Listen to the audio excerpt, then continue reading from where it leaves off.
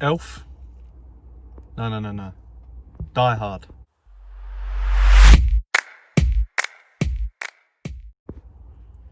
No.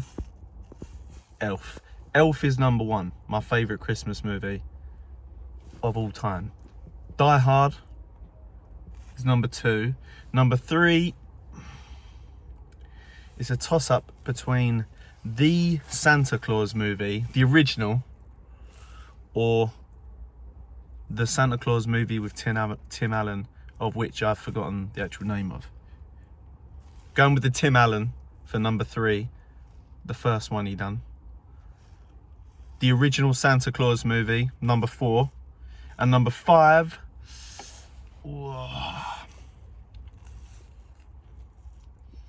Ice Age? Snow, innit? I thought we would start today's video with, other than my top 5 Christmas movies of all time, which is a question that I got on the Instagram the other day, a bit random, but I thought we would start with some hair products. Something different.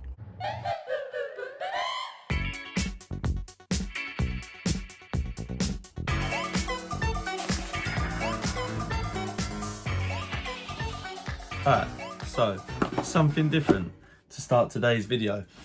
Actually, put up on Instagram a few weeks back now. You know when you put up the question box, you can ask me a question, anything you want. I actually got a lot of questions about hair, so I thought, why not? Just come back from the barbers, 88. If you're living within Basildon, Southend, and Hockley, within that trifecta, you should go and check out 88. The boys over there will treat you well. They'll treat you like a king for an hour and you will walk out feeling a better man. So one of the new products that they showed me today was called Talaria, or aka solid cologne. Something that's apparently completely new on the market. And it's like a paste. It's like a little paste, and you basically rub it on your beard and your neck and that, and it smells incredibly fragrant. It smells good. It's good. So fits in your wallet, so you could kind of, you know, take it anywhere you want rather than carrying a bottle of aftershave with you. You know, solid cologne, very, very nice. Now, one of the main products I use, this is the question that people want to know: how have I trained my hair to slick back? How have I got my hair to slick back? Now, one of the main things I do, top tip from Joey, one of the barbers down at 88, my barber, the barber, Joey Power, yes, that's his real name, is this conditioner. Now, I haven't actually used this specific conditioner at the moment, but apparently it's very, very good. It's I've got the conditioner and the shampoo, and they're infused with argan oil, which, as far as my knowledge goes, it's got essential nutrients for your hair, and it's got vitamin E in it and loads of other good shit that apparently is just very, very good for your hair. And now I have lots of it. Got to look after it until it falls off, at least, which might not be long considering now I'm 28. Jeez. But anyway, yeah, I put a little bit of conditioner. I wet my hair in the morning after obviously after come out of the shower, hair's wet, dry it off a little bit, and then put some of the conditioner on it, and literally just run the conditioner through my hair, and then I just leave it for the morning. Sometimes I might put a hat on that helps it sit back, and then that's pretty much it.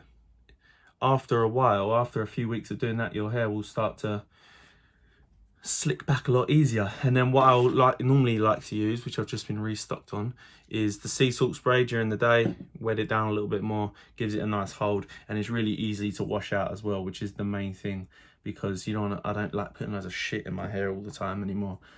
Try and keep it a little bit more au natural. But yeah, these products are Love to Create products from 88, my barbers. I'll leave the links down below. No, I'm not getting paid to say this. I just generally like their products, and they give an incredible service, so I thought I'd give them a little plug. So that's pretty much it. I need to wrap these back up now in the gift box of which they came, because they're actually a Christmas present from Annie, and she said I'm not allowed to use them. So back in the box. Right, next up, meal 2, and we're gonna go train down at Flex. Delts and shoulders today. Chest and shoulders, delts and shoulders, whatever. and we're gonna be training at Flex, and we are going to be doing week 2 or week 3 now. We're on week 3. We're on week 3 now of the John Meadows Creeping Death program. Any of you guys that have been following me on Instagram, or you've been following my YouTube, I've been speaking about a lot about this program that Annie also bought me for my birthday. It was a $200 program. Creeping Death it's called. It emphasizes mainly upper body development, but it's more specifically sort of chest, shoulders, and arms. There's a lot of volume, and also hams. It sort of takes the volume a little bit off the quads, which is perfect. Is exactly what I need. John Meadows does an incredibly detailed program, and there's a lot of different ones to suit whatever you need. So I suggest that if you would like a training program, you either go hit up someone like John Meadows, or you message me, email me, JONATHANLOFTHOUSE@live.co.uk. I've been writing out my own training programs. They're a fair bit cheaper than John Meadows, and in my opinion, I believe they're just as good quality. They are workouts that I've been writing for my clients, and that I will now pass on to you guys. So email me if you would like a training program. But that's it for now. Let's train. So, Wash It All Away by Five Finger Death Punch. Very good tune. Got me well up for it, it has. Know what I'm saying, bruv? Know what I mean, bruv? Yeah, no, it's a good tune. So, what is on the cards today? What is on the cards today? Wait. Chest and delts. First exercise. We're going with a machine press. Probably going to do the lion sort of horizontal hammer strength press, just because I get a phenomenal squeeze on that today.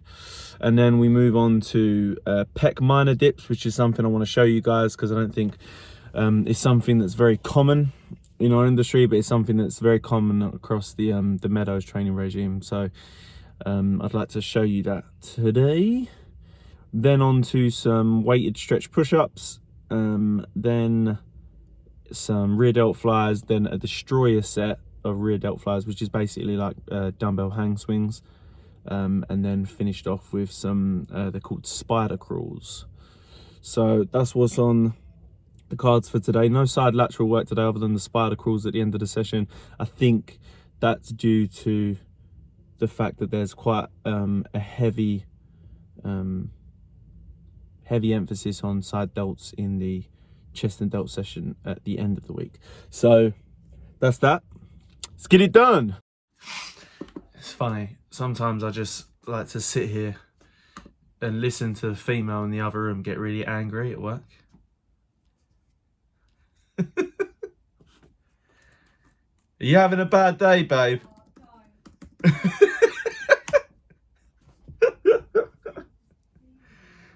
I'm not a numbers girl.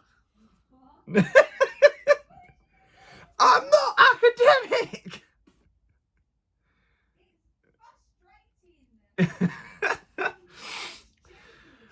She kills me. Okay, so I thought, just as I sit down to write a little bit more training plans, I tell you what, I really need to learn proper English. I say things that don't even make sense. I thought I would just sit down and do a walk through this training video as I am writing some training plans. I thought I'd do this quickly. So, first up, train at Flex today, chest and shoulders. John Meadows, Creeping Death, week 3, day dos. First exercise was a machine press. I initially set out to do... What? Sharp! Trying to do a video. Initially, I was going to do a lion horizontal hammer strength press, but then I decided against that because I felt it was a kind of a shoulder dominant day, and I wanted to kind of do a press that would bring the front delts into it a little bit more, and I need a little bit more upper pecs as opposed to my lower pecs. So I thought, well, let's do an incline press. So I jumped on the incline hammer strength press, and we done like a pyramid set today. Pyramided the numbers up, the weight went up obviously at the same time. Done a few warm-up sets, just a plate aside, plate and a half, couple plates, 15 reps, and then got started onto my first set, sorry, which was 15 reps. Every set was sort of, the first 2 sets were pretty tough, but they weren't meant to be to failure. But I think by the second set, I think I was pretty close. And then going into the 3rd and 4th sets, they were both failure sets, as you can see. I didn't even make the 9 reps on the 3rd set. So the rep scheme was supposed to be 15, 12, 9, 6, and basically by the time you get to that number 6, that last set, it's all out failure. You know, if it's a rep or 2 either side of that 6, it's not important. But doing it that way was pretty cool. I got a lot of blood in the chest, rather than normally you would sort of warm up to your top set, rather than this was kind of warming up to a hard 15, then a hard 12, then even harder 9, and then even harder 6. It was pretty hard, and then finished off that 6 with a set of 20 partials with the same weight, which was pretty hard, and I looked quite retarded trying to get them last 10 out, because the last 10 partials pretty much not even moving. Then we moved on to pec minor dips, which is something that John Meadows has in his training plan quite a lot, and it's something that I really enjoy doing at the minute. It gives you a different pump. Obviously the pec minor runs beneath the pec major, and it kind of gives you this weird deep pump. Like, I get DOMs the next day and it's in my chest, but it's hard to explain. It's like a DOMs that's beneath my chest, like a deeper pump. And I think it basically is going to help me get more of that sort of barrel shaped chest. It's going to push my pecs out a little bit more. It's like when, if you've ever heard of people training the you know, the bicep, trying to get that a little bit more peaky by training the brachioradialis that runs underneath it to help lift it a little bit. I think that's the idea behind that. In between each of the chest movements, the incline hammer strength press, the pec minor dips, and the stretch push-ups, which you're seeing now, in between each of them, I've done over and backs with a band. I think that's just to release a little bit of blood out the area, stretch the pecs out, and then go straight back into the exercise. I've done them in between exercises only, not sets. Just sort of, you know, 20 over and backs, get a nice stretch. The stretch push-ups were pretty cool. Just had my hands on a couple of 10-kilo plates just to raise my torso up, so by the time my chest hit the floor, it was a much deeper stretch. And we're just hitting sort of 3/4 reps there. A few of the reps I kind of locked out, getting a nice squeeze, but generally sort of 3/4 reps. Just took 2 sets to absolute failure there. The pec minor dips was 4 sets to failure. And then we moved on to a little bit shoulders. So we done rear delt machine first, rear delt pec deck, pec deck, whatever you want to call it, reverse pec deck, whatever the fuck you want to call it, man. Reverse pec deck. We done 3 heavy sets of 15 after a couple of warm-up sets, but the first sort of was trying to get sort of a 1-second hold on the squeeze, which probably only happened on the first 10 because I might have gone a little bit too heavy. But it was 3 sets of 15, pretty much hitting failure on the 2nd and 3rd set. And then on from there, we went on to this destroyer set, which was horrible. It's basically incline, sort of prone, what are they called? Hang swings. Ba-da! Dumbbell hang swings. That's basically what they are.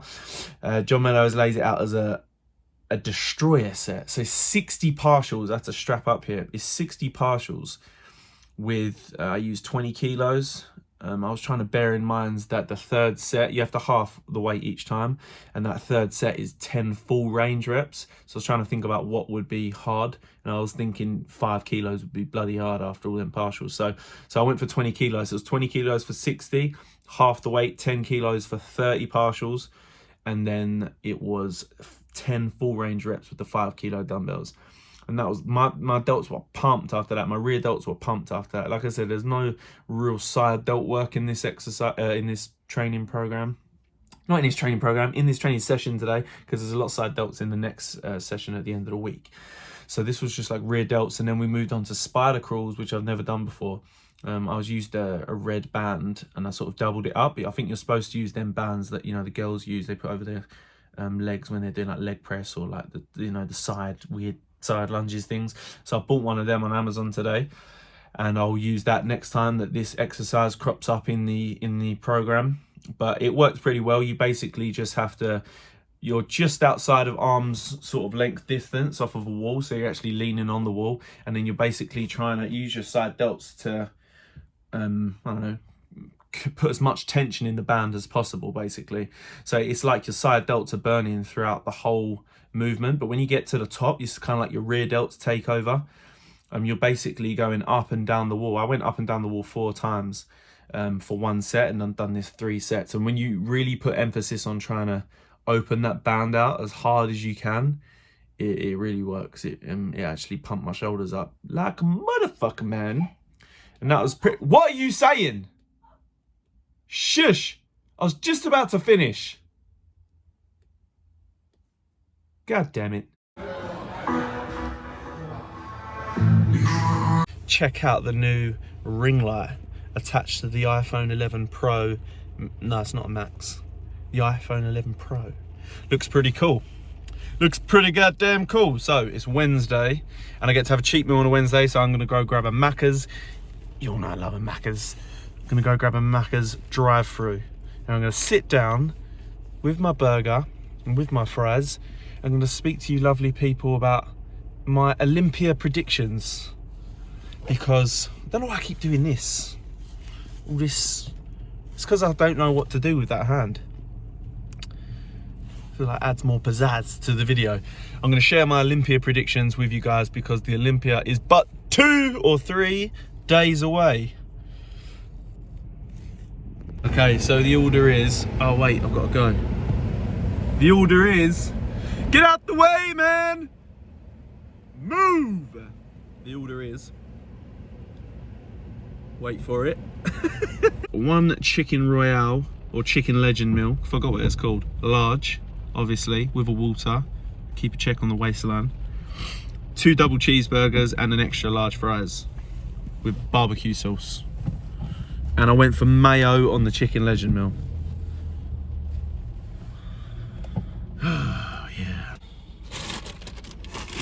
See kids, even the pros eat McDonald's. We shall unveil the McDonald's. I'm going to start with a portion of fries. And I'm going to give to you all my Olympia prediction. Right, let's do it.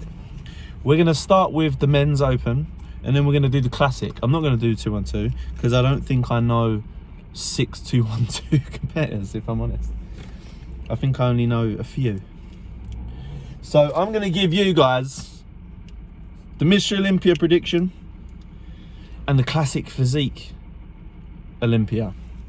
You know what I don't like? I've got the Olympia Productions app, or the Olympia TV app, and it's listed classic physique Olympia, men's physique Olympia, bikini Olympia, and then the Mr. Olympia. It's not the men's open Olympia, is it?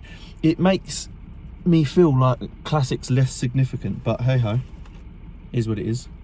I'm going to give you guys the absolute truest predictions, okay? I'm not going to be controversial for the sake of being controversial. I'm just going to tell you what I think. Number 1, Phil Heath. I don't think he could be beat. I don't think he would come back with a bad midsection. I don't think he would come back if he wasn't at least 99% of what he used to be. And from the interview he done on MD, it looks like I think he's in for the win. Phil Heath, number 1. Number 2, it's going to be Brandon. I don't think it'll be Ramy. I think Brandon's made too much sort of good improvements, and he's the reigning Olympia champ. It's going to be Brandon, number 2. Fucking hell. Number 3, 3rd place, wild card, HADI. I think it's going to be HADI CHOOPAN. He got beat by BONAC last year, but I don't know. Something's telling me he's going to tip it. I think they're very similar. They're both shorter stature guys. And I just feel HADI, with his conditioning, I think this year could tip BONAC. So at least the number 4, I think it'll be BONAC. His shape, his muscularity sits him in that position. He earns 4th place in my books. Then we go RAMY. I think RAMY's going to be in good condition this year, working with Chad Nichols now. But I still don't think he's going to be good enough to beat them 4 guys that I just said. I think his flow's off, and his back just doesn't pop like the rest of them. So like HADI, BONAC, their backs, especially Phil, they pop a lot more from the back. They got that 3D look, whereas his just looks kind of big. He's never really had that carved, etched detail from the back. So yeah. And number 6, I'm gonna put Dexter, because he's always bloody brilliant, and I think he could earn a place in that top 6. And then I think people like Ian Valier, Hunter Labrada will be a close sort of 7th, 8th, 9th. You know, you got Akeem, all them guys. Right, top 6, classic. Aren't you guys loving how professionally filmed this is? This is real. Top 6 classic. Number 1, I think it's gonna be BUMSTEAD. Again, I'm not being controversial for the sake of being controversial. This might be a boring top 6, but hey, it's what I think. I think BUMSTEAD's gonna win. I think BREON's condition is unbelievable, and I think his shape is great. But I just think I think BUMSTEAD has a stage presence that you can't account for. I think you have to be there. I think his size and structure and his condition looks bloody good as well this year. I think he's gonna tip the win. 2nd place will be BREON. His condition is unreal, but I don't think he's gonna win. He'll be 2nd. I think Rough Diesel could come in 3rd. He looks incredible, but not quite as complete as BREON, or quite as shredded. Mainly just shredded, not shredded. And his arms aren't as good. 4th, I think it will be that Alex dude who holds his head really funny in every pose. I think he's going to come in 4th. Then Steve LAUREUS. I don't even know if he's competing. No, he must be. Then Steve LAUREUS in 5th. And then 6th, I think it's going to be that Alex Chong again. Yeah. And that's it. That is my Olympia prediction. Take it or leave it. Let me know what you think. Hope you've enjoyed this wickedly edited video. Keeping it real with y'all. Message me, guys, if you have any emails about training or nutrition or anything like that. I'm going to be doing lots more videos on my training throughout, you know, leading up to my next show next year in November. So if you guys want any tips, just email me, jonathanlofthouse.co.uk. No, jonathanlofthouse@live.co.uk. And yeah, like the video, comment below anything. Comment below your Olympia predictions. I want you to comment below your top 6 Olympia predictions, and subscribe if you liked this video. Peace.